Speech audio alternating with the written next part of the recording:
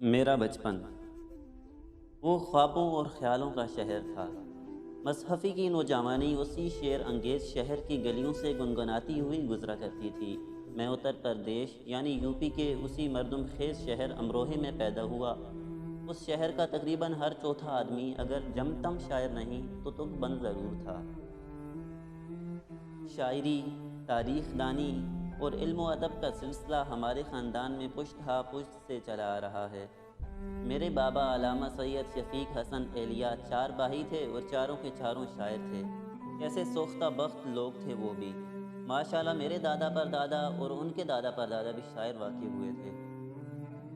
جب میں نے ہوش سنبھالا تو اپنے چاروں طرف صبح سے شام تک شاعری، تاریخ، ادب، مذاہب عالم اور فلسفے کا دفتر کھلا دیکھا اور بحث و مباحثے کا ایک عجب ہنگامہ گرم پایا۔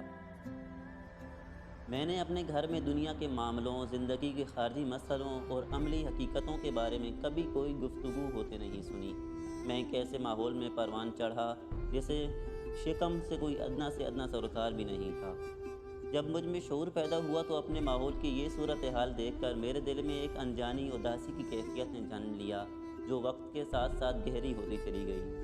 میرے اندر جو اذیت ناک احساس پیدا ہوا وہ یہ تھا کہ ہمارا گھر کسی بھی لمحے تباہ ہو سکتا ہے، اور یہ کہ آئندہ ہمیں شاید بھیک مانگ کر زندگی گزارنا پڑے گی۔ عجیب بات ہے کہ اس زمانے میں بھی ایک اصیل بوआ نورن اور دو ملازم ہمارے گھر کی خدمات انجام دیتے تھے، لیکن یہ محض ایک بودر ڈرامہ تھا جس کے ہدایت کار میرے بابا نہیں بلکہ ابا جان یعنی بڑے تایا تھے۔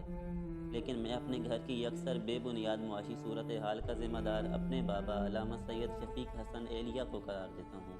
خدا ان کی مغفرت کرے۔ ان کی علمی، تخلیقی اور تحقیقی قلندری نے میرے معصوم ذہن کو ایک عذاب علیم میں مبتلا کر رکھا